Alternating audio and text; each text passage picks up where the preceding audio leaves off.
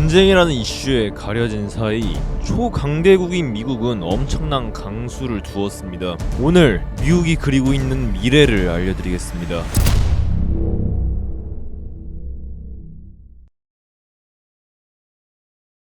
안녕하세요, 사토시입니다. 전쟁이 끝났죠? 이전 영상에서도 지정학적인 리스크가 절대로 길어질 수 없을 거라고 말씀드렸었습니다. 이스라엘이 이란을 처음 공격한 6월 13일부터 휴전을 맺기까지 약 11일이 걸렸네요. 다들 시즌 종료니 제3차 세계대전이니 떠들어대도 절대 길어질 수가 없는 싸움이었습니다. 왜냐하면 이거 그냥 정치적인 쇼 한 거라서 그래요. 이게 무슨 말이냐면 미디어에선 대부분이 이란과 이스라엘이 비등비등하게 전쟁을 하고 있는 것처럼 보도하지만 일방적으로 이란이 두드려 맞고 있던 상황이었어요. 거의 놀아주고 있다고 봐도 됩니다. 이란이 이렇게 이스라엘이 쏜 미사일을 격추하고 있다고 자축하고 있지만 사실 까보면 이스라엘 전투기들이 이란의 테헤란 상공에서 순회하고 있습니다. 근데 중요한 건 이란은 공산주의 국가예요. 공산주의에서 최고 지도자가 적나라하게 고개를 조아리는 순간 그 정권은 무너진다는 것을 의미합니다. 그래서 그동안은 비등한 것처럼 가만두지 않겠다, 다 죽이겠다, 이런 거예요. 빈수레가 요란한 거죠. 그래서 이란은 미사일을 쏠 때에도 미리 어디다가 쏠지 다 알려주고 쏩니다.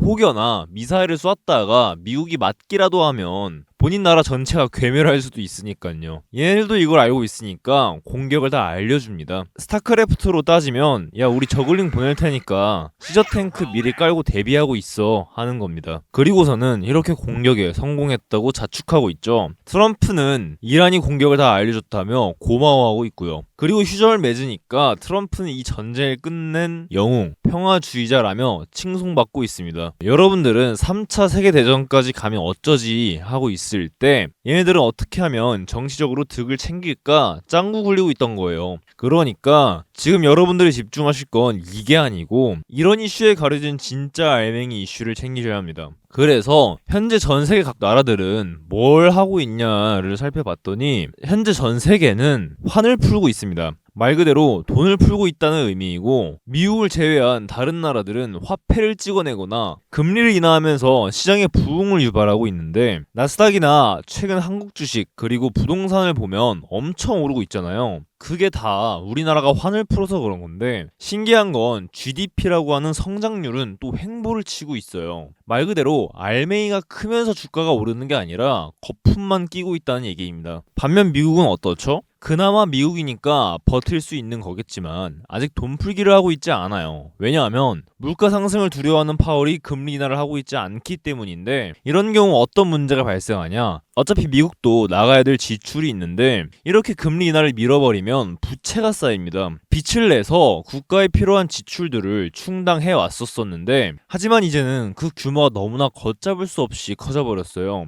이 정도 수준이면 4년 뒤에 2차 세계대전 수준으로 부채 비율이 쌓인다고 합니다. 2050년에는 재정이 고갈날 거고요. 이러한 부채 비율 탓에 최근에 미국이 신용등급이 하락했었죠. 한창 말 많았던 미국 신용등급 하락이 이 부채 비율 때문입니다. 트럼프 2기 행정부가 미국에 들어서게 될 때에도 그에게 주어진 가장 큰 숙제가 미국의 부채 해결이었었죠. 그만큼 이들은 이 부채 문제를 해결을 해야 한다는 것이고 저는 이들이 어떻게 해결할 것인지 포착을 했기 때문에 이 자리에 쓴 것이기도 합니다. 원래는 여러분 미국이 재정 지출에 필요한 자금을 만들어내기 위해서 단기 채권을 발행했었어요. 여기서부터는 집중하셔야 됩니다. 하지만 그 단기 채권을 여러 은행사들이나 기관들이 많이 사줘야 재정 지출이 감당이 되니까 최대한 많이 팔아야 했었어요. 그때 당시 재무부 장관 옐런 눈에 들어온 게 영래포 잔고라는 겁니다. 이걸 하나부터 열까지 설명하려고 하면 너무 길어지니까 그냥 묶인 돈이라고 보시면 돼요. 당시 은행들이 돈이 많으니까 보관해 둘 곳이 없어 연준이 만든 게 영래포 잔고인데 이때 시중에 있는 돈들을 박박 긁어 모읍니다. 그런 다음에 영래포 잔고보다 더 높은 이율을 주는 트레저리 빌이라는 단기 채권을 발행해요. 다시 설명드리지만 영래포 잔고에서 주는 이율은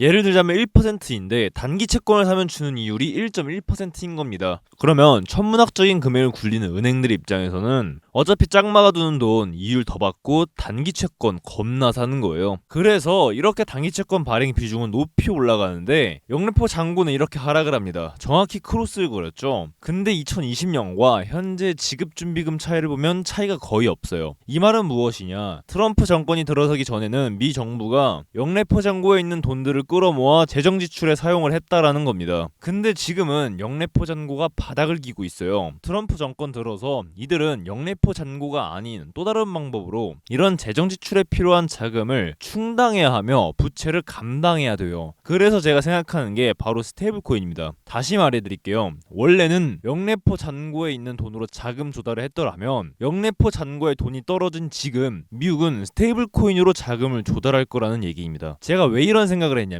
최근에 미국 상원의원에서 스테이블 코인 법안 지니어스 액트가 통과가 됐고 지금 하원에서는 공식 접수된 상황인데 이 지니어스 액트 법안 내용이 무엇이냐 하면 이미 스테이블 코인을 발행했던 민간 기업들뿐만 아니라 테두리 내에서 모든 기업들이 스테이블 코인을 발행할 수 있도록 풀어준 겁니다. 이거 제가 옛날에 영상으로 일론 머스크가 스테이블 코인 내고 이걸로 테슬라 차 사게 할 수도 있다라고 영상을 찍었었는데 이게 실현이 된 거죠. 엔비디아가 스테이블 코인 발행해서 스테이블 코인으로 우리 반도체 사 하면 살 수 있는 거예요. 자, 그러면 원래라면 엔비디아 반도체를 수입해서 팔아야 하면 관세 붙죠. 그리고 환전 수수료도 이중으로 드는데 이거 다 필요 없이 그들이 발행한 스테이블 코인 하나면 전 세계 모든 지역에서 쉽고 빠르게 구매할 수 있다는 거예요. 그러면 이런 궁금증이 생깁니다. 왜 스테이블 코인의 성장이 미국한테 득이 되냐? 영상에서 너무나도 많이 말했지만 스테이블 코인은 담보로 미국 국채를 들고 있어요. 내가 달러로 스테이블 코인을 사면 그 스테이블 코인은 받은 달러로 미국 국채를 산다는 겁니다. 자, 그럼 답이 나와요. 원래는 재정 비용을 충당하기 위한 미국 국채를 영래포 잔고에서 끌어왔는데 이제는 스테이블 코인으로 끌어오겠다 이거예요. 결국엔 미국의 수입처인 국채를 어떻게 효과적으로 파냐 싸움인데 이들은 스테이블 코인 산업을 성장시켜 나무 뿌리 마냥 퍼져나가도록 설계한 겁니다. 근데 여기서 또 궁금증이 생겨요. 그건 알겠는데 나는 투자만 하면 돼. 근데 스테이블 코인 산업 성장이 뭔 도움이 되냐? 자, 스테이블 코인은 현금입니다. 그 현금 시장이 풍부해지면 현금으로 살 수 있는 것들의 수요가 당연히 늘어날 수밖에 없어요. 근데 사고를 반대로 하셔야 됩니다. 스테이블 코인이 성장해서 비트코인이 오르는 게 아니라 비트코인을 오르게 해서 스테이블 코인 시장을 활성화시킨다가 맞는 말입니다. 트럼프가 취임하면서 비트코인을 전략적 비축 자산으로 두겠다라고 한 것과 트럼프 가족이 하는 암호화폐 프로젝트 같은 것들도요. 이들이 비트코인의 어떤 매력에 빠져 좋아했다라기보다는 스테이블 코인을 활성화시키기 위해 암호화폐 산업을 성장시켰다라고 보는 게 맞는 것 같습니다. USDC라고 하는 스테이블 코인을 발행하는 업체 서클이 최근에 나스닥에 상장하면서 제가 전 영상에서도 그랬어요. 블랙록과 같은 거대 기관들은 이미 얘네 상장할 거 맞춰서 물밑 작업 다 해놨다고요. 얘네들도 스테이블 코인을 미래 산업을 책임질 먹거리로 보고 있다고 했습니다. 그리고 서클은 제가 말씀드린 날부터 748%가 올랐습니다. 10일 만에 7배가 넘게가 오른 것이죠. 단기적인 눌림이 있어도 저는 꾸준히 우상향하는 자산군이라고 보고 있습니다. 이미 암호화폐 산업은 미국이라는 거대한 나라에서 재정을 책임지는 하나의 자산군과 산업으로 꿰찬 듯합니다. 누구는 쓰레기라고 하고 비난하고 누구는 시즌 종료라고 비아냥대셔도 대중들과 반대로 가는 시장에서 저의 관점을 대중들이 비판해줄수록 저는 제 관점에 대한 자신감이 생깁니다. 오늘 관점은 조금 난이도가 있었던 것 같은데 정리해보겠습니다. 이란, 이스라엘이라는 전쟁 이슈 내면에는 우리가 집중해야 하고 놓치면 안 되는 이슈가 있었고 그건 미국을 제외한 전 세계가 현재 돈을 풀고 있다는 점입니다. 성장이 나오지 않는 상황에서 돈을 풀어 주가가 오르는 것이기에 사실상 거품이 가까웠고 환을 아직 풀지 않은 미국으로 돈이 몰릴 가능성이 높습니다. 금리가 높으니까요. 그리고 그걸 아는 미국은 미국으로 몰릴 돈들을 대비해 자신들의 국채를 대신 팔아줄 방법을 찾았고 예전에는 영래포로 돈을 끌고 와서 국채를 팔았더라면 이제는 스테이블 코인으로 본인들의 국채를 전 세계적으로 팔려고 하고 있다. 그렇기에 스테이블 코인의 성장을 위해서라도 암호화폐 시장을 키울 수밖에 없고 미국이라는 거대한 나라를 먹여 살릴 중요한 산업으로 암호화폐 시장이 꿰찼다라는 점입니다. 최근에는 워낙 매크로 이슈가 휙휙 바뀌다 보니까 유튜브 영상으로는 한계가 조금 있습니다. 여기서는 또 매크로 이슈만 다뤄드리면 심심하니까 제가 직접 매매하는 자리도 공유드리고 있으니까 궁금하시면 구경하다 가셔도 될 것 같습니다. 그럼 오늘도 시청해주셔서 감사합니다. 사토시였습니다.